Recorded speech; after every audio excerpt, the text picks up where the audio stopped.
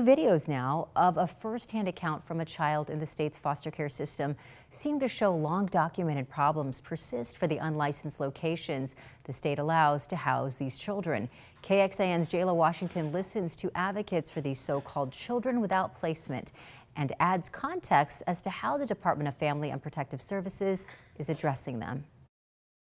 They don't give us nothing. Rotten food, molded food in the fridge.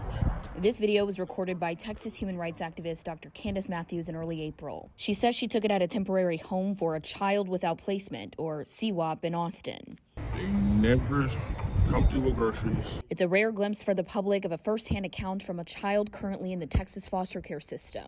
One of at least 30 children across the state who Matthews says found her social media posts advocating for transparency, reaching out to her from CWAP temporary homes asking for help. But what really got us was when you actually put your eyes on it. Matthews and a group of human rights advocates visited 2 CWAP temporary homes in Austin. She says to see for herself what the children said they were experiencing. When children call and tell us that they're not eating, when children call and tell us that, none of their needs are being met, we have every right to go up there. She says they took photos like these of empty refrigerators and blamed poor living conditions on Health and Human Services, as well as the Texas Department of Family and Protective Services. And the conditions are similar to those documented at a CWAP location in Bell County. That's according to court records filed late last year. We heard similar concerns echoed at a December court hearing in the long-standing lawsuit over the treatment of these children. In a statement, DFPS said, what the videos show are the living quarters of active youth and their CPS caseworkers,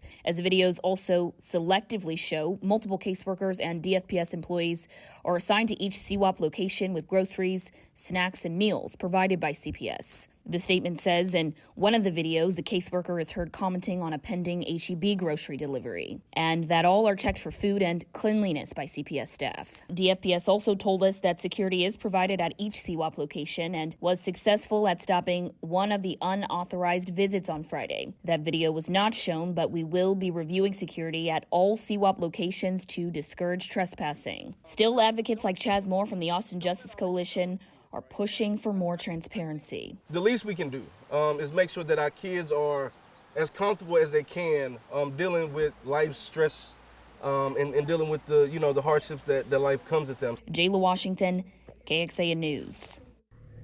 We want to bring in KXAN investigator Avery Travis now for some broader context on all of this. And Avery, you've been following the foster care situation in Texas for years now. Britt, you'll remember there is a federal lawsuit over the treatment of kids in the care of the state that are in the foster care system. And that lawsuit's been going on for at least 13 years.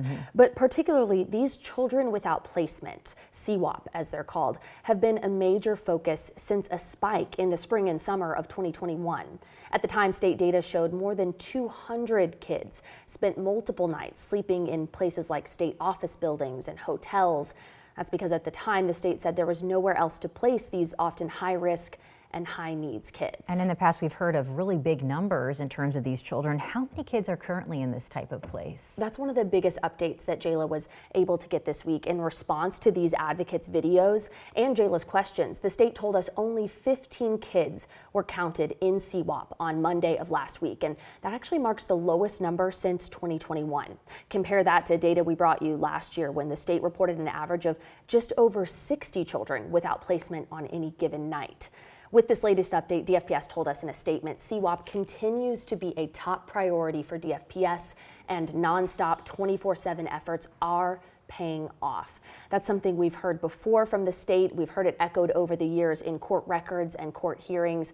Those court hearings have also detailed the accounts of caseworkers about the stress and the burnout they experienced trying to shoulder the extra burden of caring for these kids in these types of settings. Now, at the hearing that Jayla mentioned for us that happened back in December, the judge really hammered the state on how it was staffing these kinds of shifts with these caseworkers. And so I really encourage you to go back and look at our past coverage of that hearing. You can find all of that. It's linked in Jayla's story right now within this report. Avery, thank you so much. Now, Chaz Moore, whom you heard in Jayla's story, the first one, also said anecdotally he's hearing of more troubling instances involving children of color. According to DFPS, Child Protective Services found there are disproportionately more Black and Native American children in the state's care as is the case across the country. Hispanic children experience disparities, he says, in the foster care system as well.